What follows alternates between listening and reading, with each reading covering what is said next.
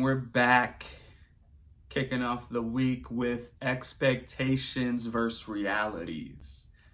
So yesterday I posted I thought it was funny, a little clever post on what I've seen parents expect versus what they're actually portraying.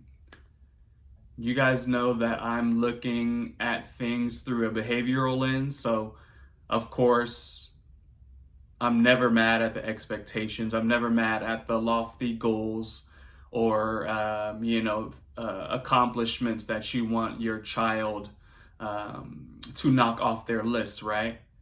That's not the issue here. The issue here is measuring their capabilities and meeting them where they're at in a certain area or certain level of their life. And so, as you guys read through that Instagram post, I said take it with a grain of salt because, of course, not everybody's situation is the same, but everybody can understand that parents are ultimately in charge of the success that they have with their children, whether it's parenting a neurotypical child or parenting a child that's on the spectrum or that has any other comorbidities or developmental delays or diagnoses.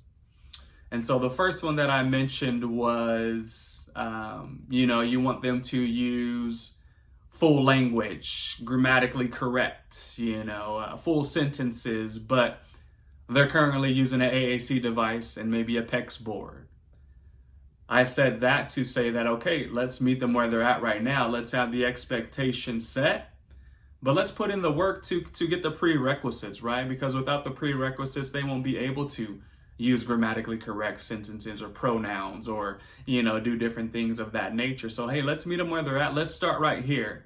And let's focus on this PEC board. Let's focus on this AAC device or this iPad that we're using for speech and language. And let's get them to their proficient in that. Okay, and then let's work on, the next step up, which could be, one word or 2-word utterances. I want, I need, help me, give me, different things like that. So expectations, of course, we want them. That's expected, right? But then we also have to meet them where they're at. And the second thing I talked about was you want new foods, but you go to McDonald's every day. And so that one just states that, okay, cool, I don't feel like dealing with behaviors right now. So let me just, get the McDonald's because I know that'll work. Or, I want them to have a more healthy diet with fruit or vegetables. But they get upset when I introduce it, or they yell and they scream. So, okay, cool, we'll just, go to McDonald's really quick just to satisfy it. I'm not saying that is wrong or incorrect. I'm saying if you want to introduce new foods and increase their repertoire, then you have to cancel out the McDonald's, 3 or 4 times a week. Maybe once a week is fine, right? Maybe even twice a week. But those other 5 days, you need to introduce those new foods. You need to be intentional on what you're bringing to the table. You need to have them at least try it, take a bite. Have foods that, what's behind McDonald's? What's after McDonald's? Do they like peanut butter and jelly? Do they like pizza? Do they like, turkey sandwiches? Just have those in the back of your mind because, of course, when we say no McDonald's, a behavior could occur. So we're prepping for that. And so, okay, cool, no McDonald's, but you're going to try, of course, broccoli and carrots, for instance. They're not really eating the broccoli and carrots. Okay, cool. Well, we're still not getting McDonald's, but I do have a PB&J ready for you.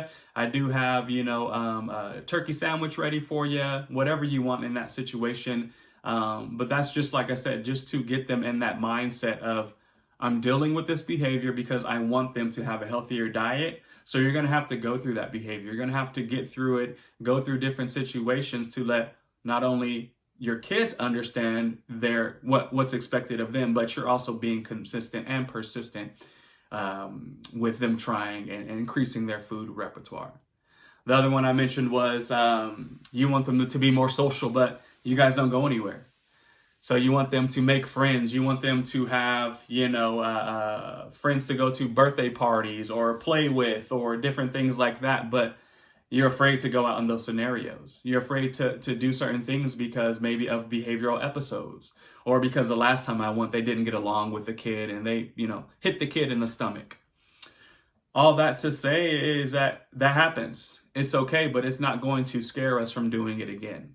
We have to get through that behavior. The more you're out there, the more that you put your child in that situation, the more they're going to learn what's socially appropriate in those settings.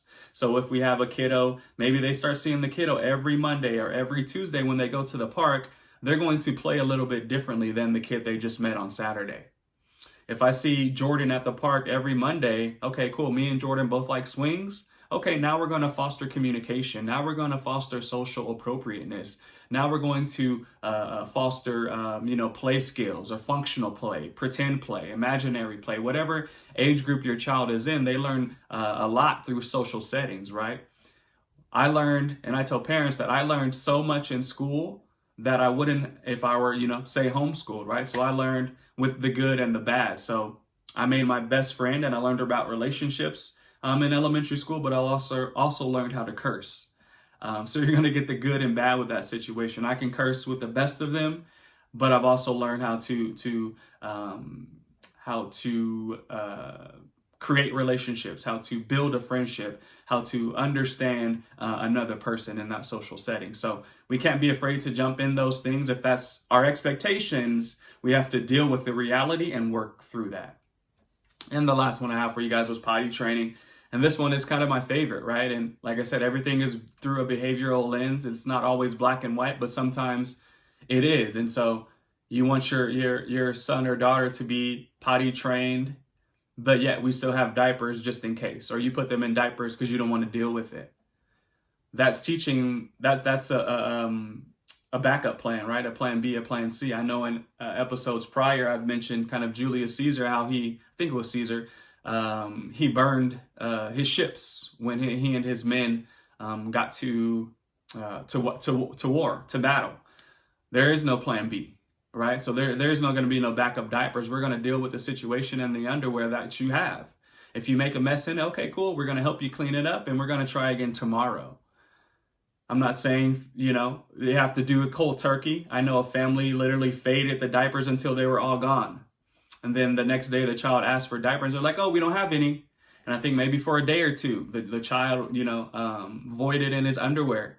And then maybe that third day it started to click like, okay, no more diapers. I'm not getting anything. And so the parents were consistent with their intervals of the toilet scheduling and it worked out.